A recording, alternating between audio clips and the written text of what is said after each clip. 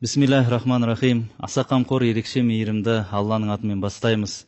Ассаламу алейкум ва рахматуллахи ва баракатух. Қадірменді көрермен қауым. Адам қылып жаратып, ардақтаған Алла Тағалаға сансыз мадақтар болсын. Сіздер әр бейсенбі және сейсенбі сайын жүретін тікелей эфирді маңызды мәселе бағдарламасын көріп отырсыздар. Әр ата-ананың үнемі ойлайтыны ол әрине қалай баламды тәрбиелемесем екен, оған өнегелі тәрбие қалай берсек екен, ол балам қалай адам болса екен деген оймен, сондай ниетпен жүреді. Бізде бүгінгі осы тікелей эфирдегі тақырыбымызды бала тәрбиесіне арнап отырмыз. Яғни балаң адам болсын десең деп аталып отыр. Бүгінгі арнайы тікелей эфирімізге келген қонақтарымызбен таныстырып өтейік. Алматы қаласындағы орталық мешіттің бас имамының кеңесшісі Оралхан Рахматбекұлы және де спорт жұлдызы Ардақ Назаров. Қош келдіңіз. Ассаламу алейкум. Алейкум ассалам. Енді бұл тақырып өте маңызды тақырып. Өткен аптада біз жалпы ата-ананың қадірі туралы айтқан едік. Осы жолы біз баланың тәрбиесі туралы сөз қозғасақ, жалпы қалай дұрыс тәрбиелеу керек? Көп ата-ананың осыны көкейінде жүрген сұрақтар болады. Сол сұрақтарға да жауап беріп отырсақ, бірінші сұрақтан бастайық.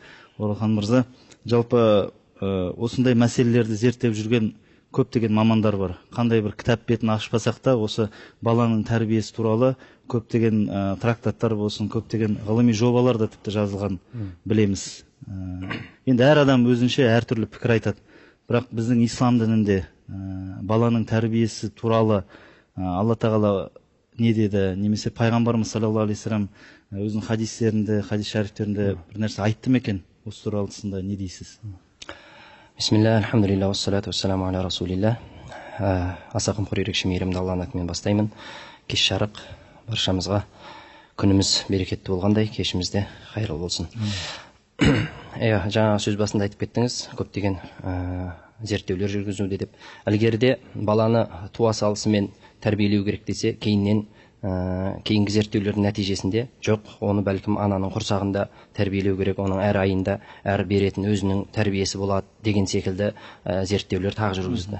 Одан ары кететін болсақ, тіпті үйленбестен бұрын ата-ана денсаулығына қарау керек деген секілді баланың ол да келешегінің кемел болуына септігін тигізеді деп. Пайғамбарымыз саллаллаху алейхи вассалам 14 ғасыр бұрын тахайяру линутафикум дейді. Өздеріңнің ұрықтарың тұратын орынды дұрыстап таңдаңдар дейді. Демек, ол денсаулықтан да бұрын, ол жүктіліктен де бұрын, тіпті сол жар таңдаудың өзі баланың тәрбиесіне қатысы бар нәрсе екен. Өйткені пайғамбарымыз фаиннал айрқа дассас дейді хадисінің жалғасында, анасын дұрыстап таңдаңдар, өйткені қан қуалайды дейді. Яғни баланың тәрбиесі анасын таңдаудан басталады. Анасын таңдаудан басталады екен. Сол үшін де біздің қазақта да жаңағы шешесін көрді, қызын ал деп жатады. Ол бекерден бекер емес. Неге? Ертеңгі күн сенің болашағың, сол ұрпағың сені төргеде шығаратын, сенің басыңды көргеде кіргізетін, сол бала болғандықтан, сол баламның болашағы бұлыңғыр болмасын десең, оның анасын таңдауда біз зер салуымыз керек екен. Ал ол таңдау барысында да пайғамбарымыз саллаллаху алейхи вассалам жалпы өзі әйел затын таңдау барысында әлгі танымал хадис барлығымызға белгілі айтылады ғой. Байлығына қарап алады, сұлулығына қарайды, оның жаңағы мансаптығына, пәленшенің қызы, төленшенің немересі деген секілді оның тегіне және де дініне деп келеді. Бұл не үшін пайғамбарымыз діні дегенді ең соңына түсіріп жатыр? Өйткені халықтың түсінігінде көбінесе солай.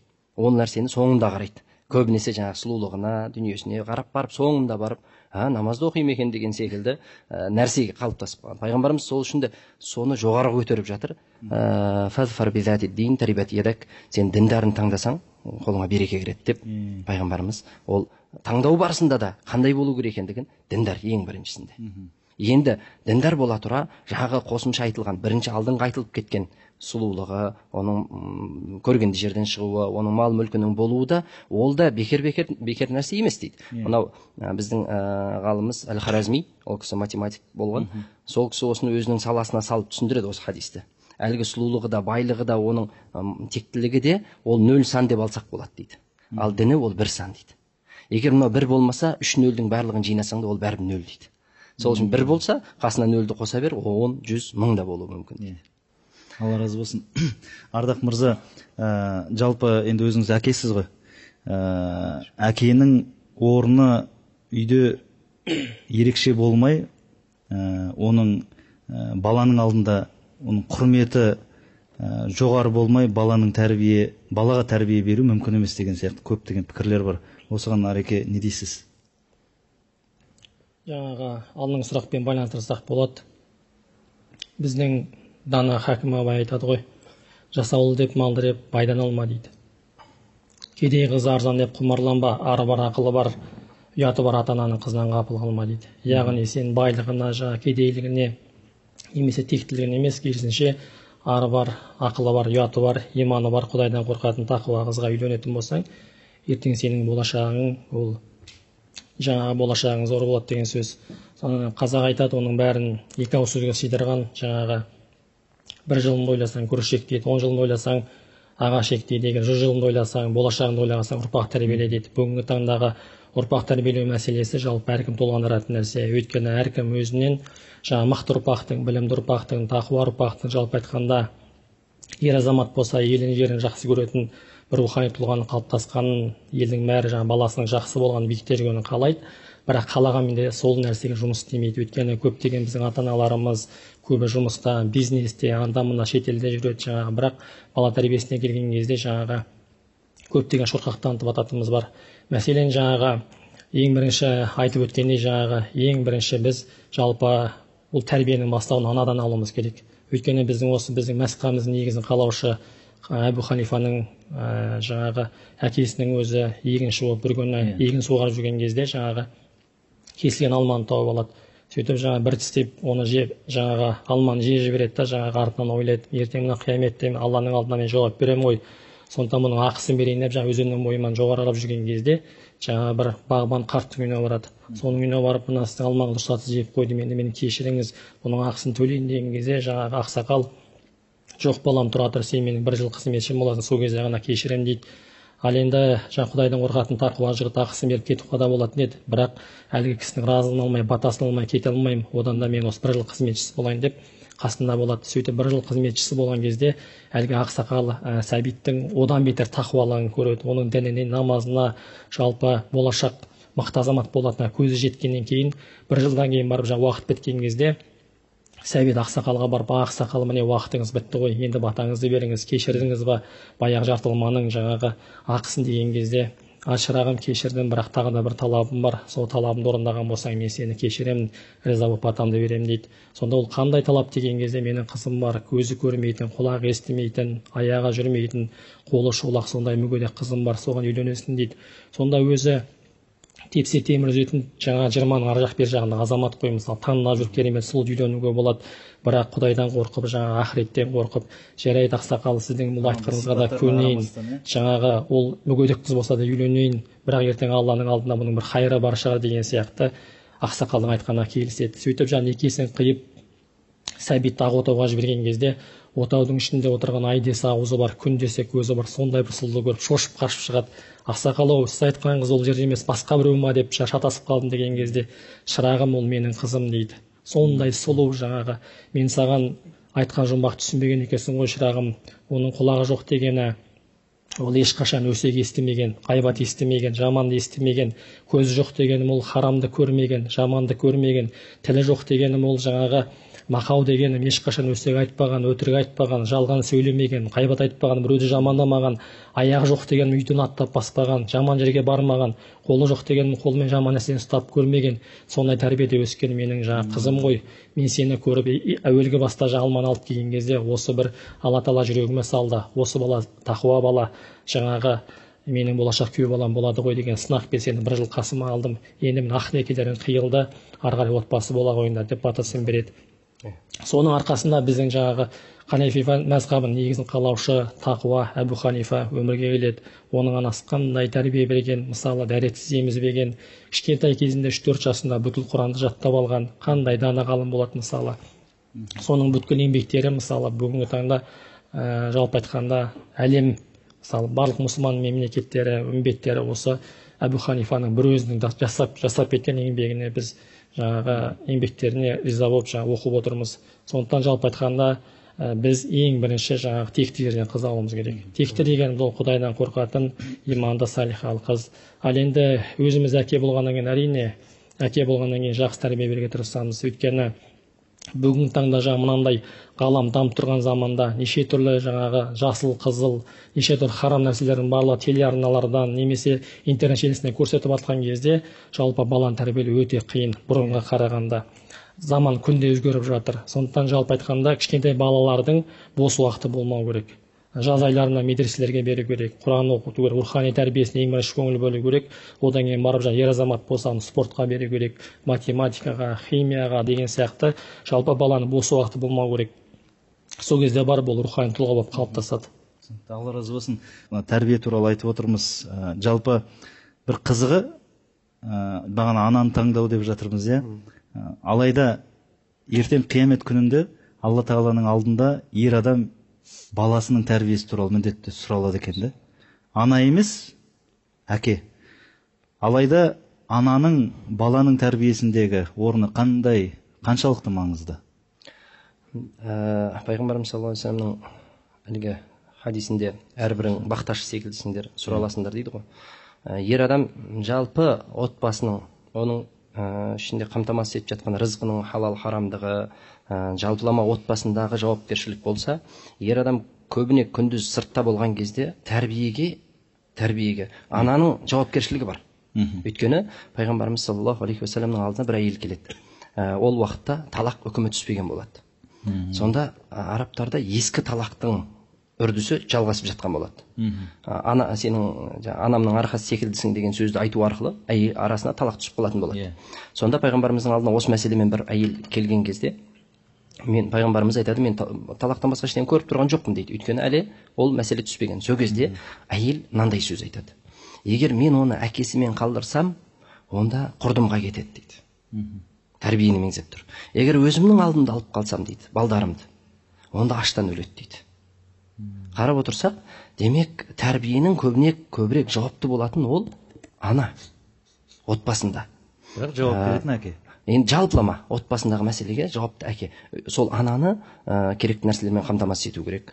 Төрт қабырғаның ішінде жағдайын жасалу жалпылама ер азаматтың міндетінде болатын болса, осы тәрбиеге қатысты сөйтіп келінеді. Одан кейін Омар радиаллаху анху да үйіне келіп бір кісі әйелінен шағымдануға келген кезде әйелінің дауыс көтеріліп жатқанын естіп қалады да, сонда сабыр етем дейді. Өйткені менің жоқтығымды істейді, кірімді жуады, балдарыма тәрбие береді, балдар туып береді дейді, соның бәрі. Соны қарайтын болсақ, бұл жерде еркектерге аударып қана қоя салу ол жеткілікті емес. Әйел адамның өзінде тәрбиеде үлкен рөлі бар.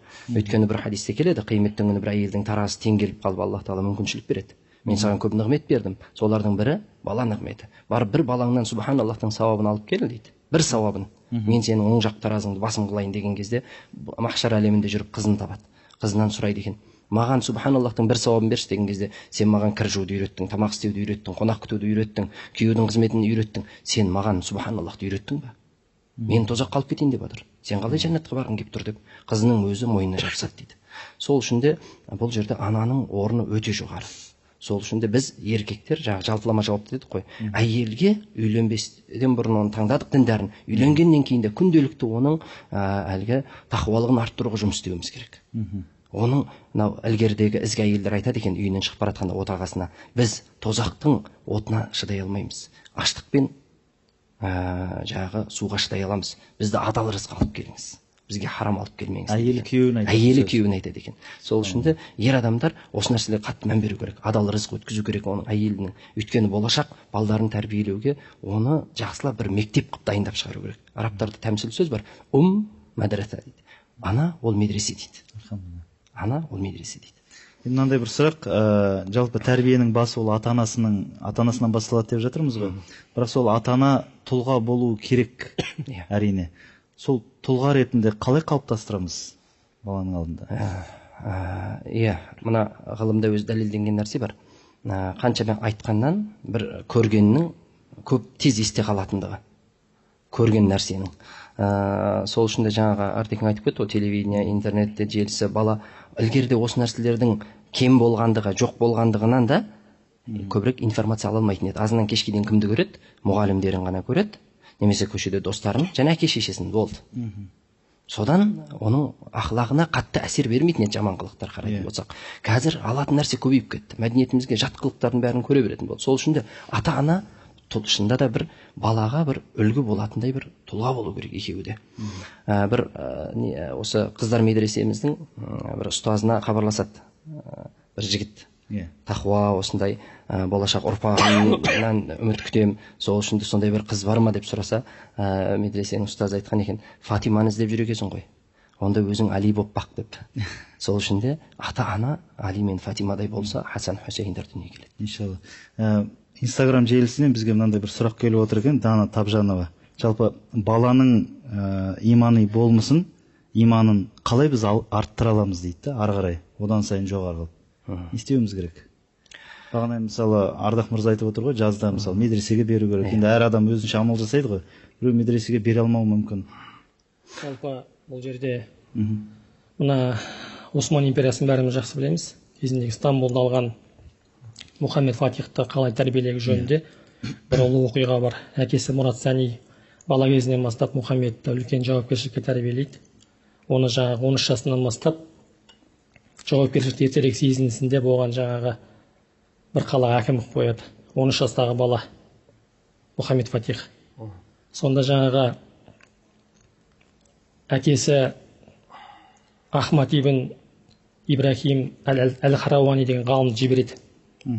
Балаға қолына таяқ береді. Сөйтіп, мынаны барасың, менің баламды Мұхаммед тәрбиелейсің дейді.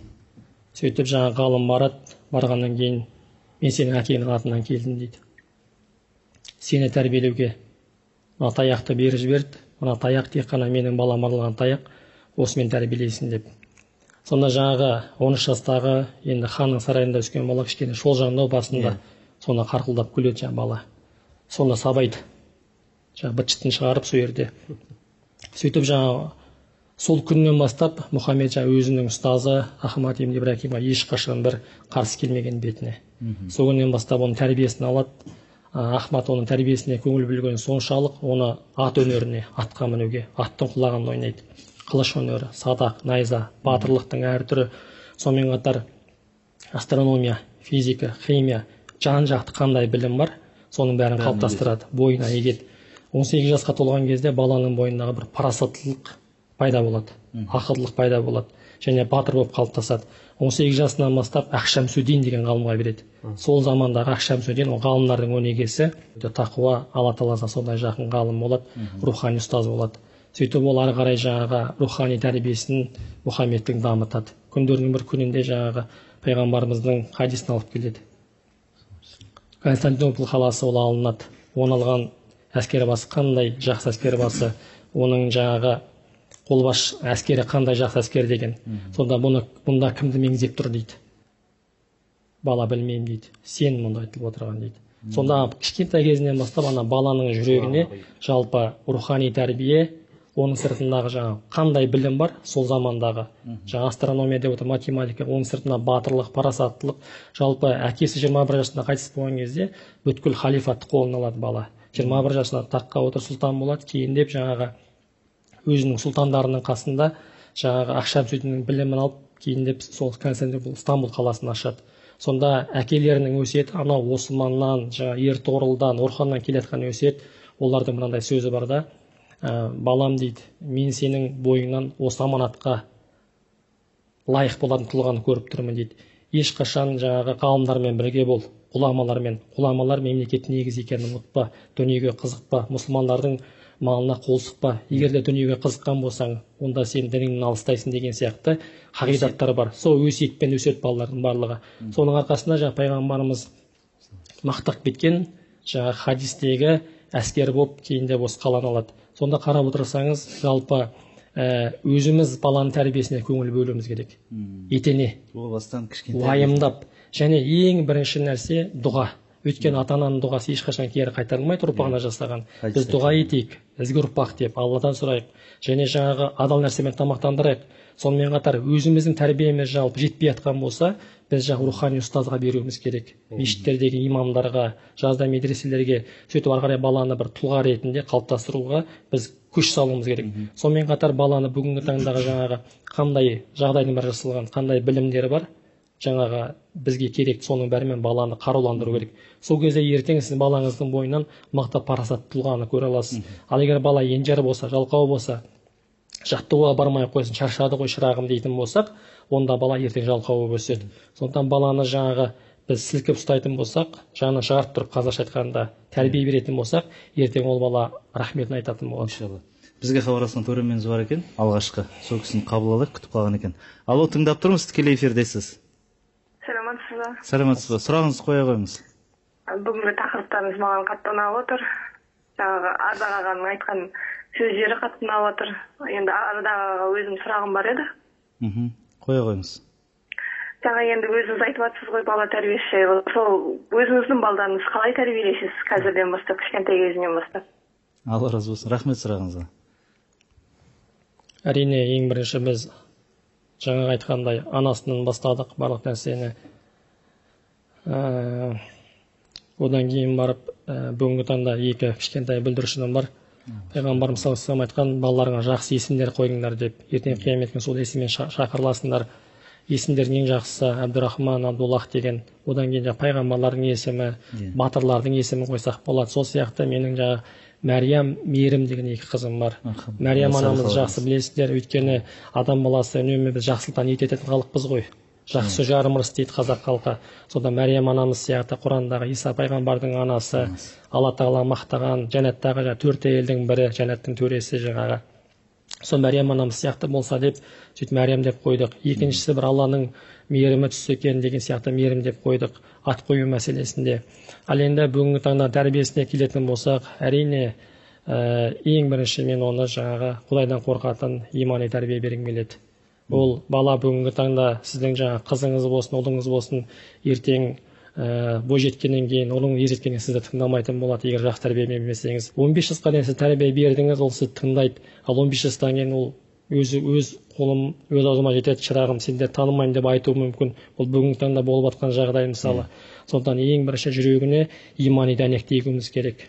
Құдайдан қорқатын, үйден аттап шыққан кезде де жаңағы Алладан қорқатын жүрек сезімі болған болса, ол жақсы тәрбие алады деп ойлаймын. Сондықтан сол жалпы біздің дініміздің ішінде барлық тәрбие бар. Біздің бабаларымыз қандай тәрбие берген, оның бәрін қарайтын болсақ, соған дәстүрімізді алып қарайтын болсақ, үлкен тәрбие. Яғни қазір сіз өз үйіңізде осындай бағана өзі айтып жатқан қағидамен тәрбиелейсіз. Бүгінгі таңда жалпы Мәриямның ол 5 жаста, бірақ ол 10 шақты кружокқа барады. Оның уақыты жоқ. Ол балабақшаға барып келгеннен кейін гимнастикаға барады. Одан кейін математикасына барады. Жалпы айтқанда барлық жан-жақты. Одан кейін Құранға барады деген сияқты біліммен оны енді ардекең мақтана алмай жатыр ғой енді. Мақтана алмай жатыр. Мен бір көрген эпизодымды айтайын қарындасыма. Ардақ бауырымыз